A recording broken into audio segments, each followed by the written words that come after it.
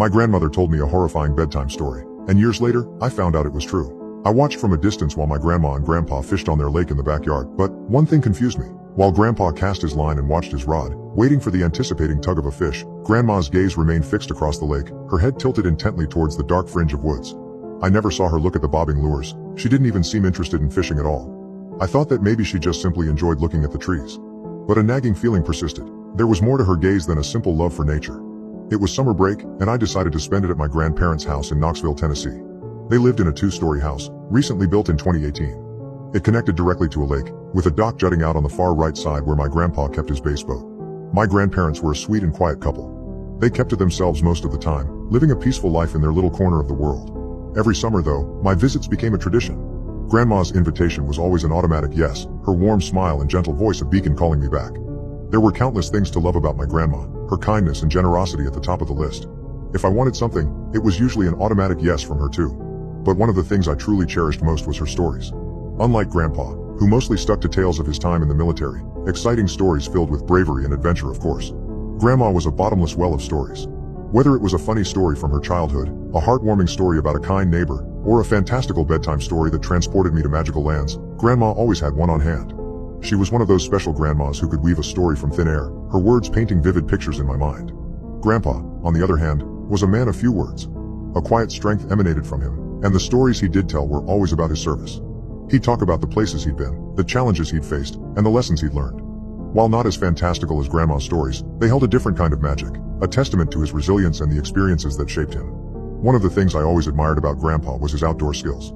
He'd tell me most of his knowledge came from his military training, jokingly saying they prepared him for anything. He was a true outdoorsman, the kind of person I'd trust implicitly if we were ever lost in the wilderness. He knew everything about fishing, the best spots on the lake, the best techniques to catch different types of fish. Some of my favorite memories were spent on his boat, cutting through the cool morning water, the sun rising over the horizon, and the gentle hum of the motor a comforting lullaby.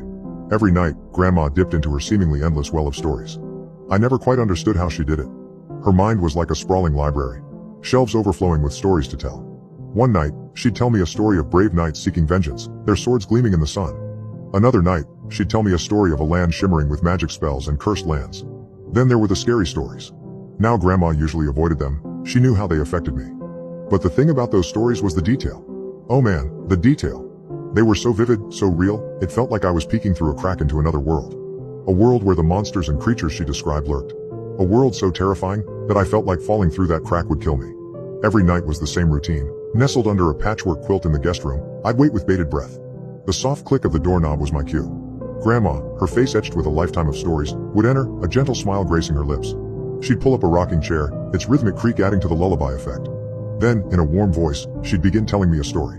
One night though, tucked under the patchwork quilt, I waited for Grandma's nightly visit. The soft click of the doorknob announced her arrival. "Ready for another story?" she asked, her voice a warm rumble. I nodded eagerly. Nights at Grandma's were journeys to magical lands, each story more thrilling than the last. But tonight I craved a different kind of story, a different kind of excitement.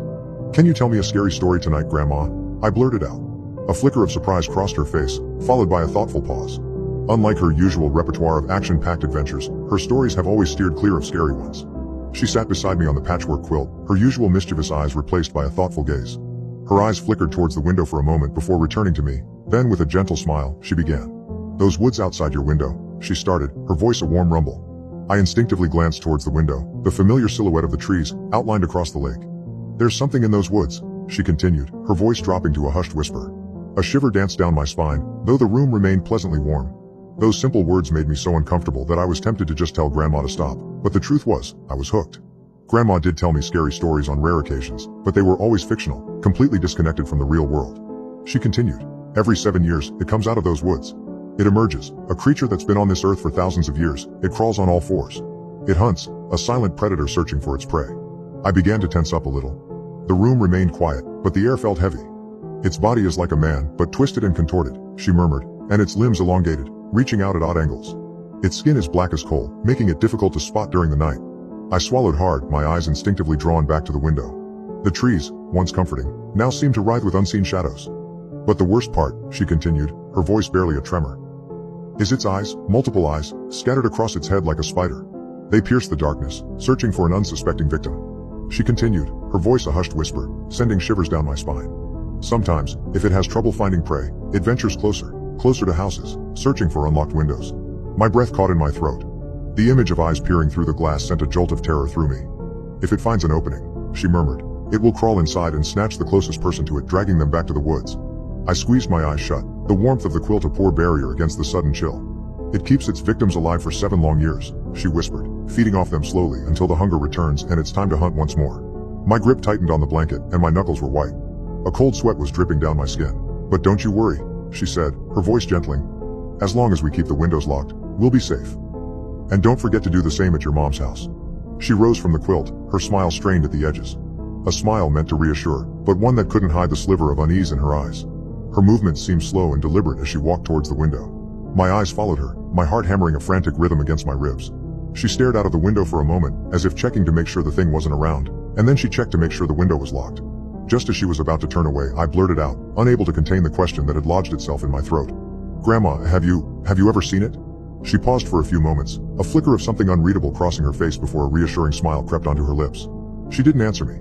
She simply leaned down and kissed my forehead, a gesture filled with a strange intensity. Good night, darling, she whispered. Then with a gentle click, she shut my door behind her.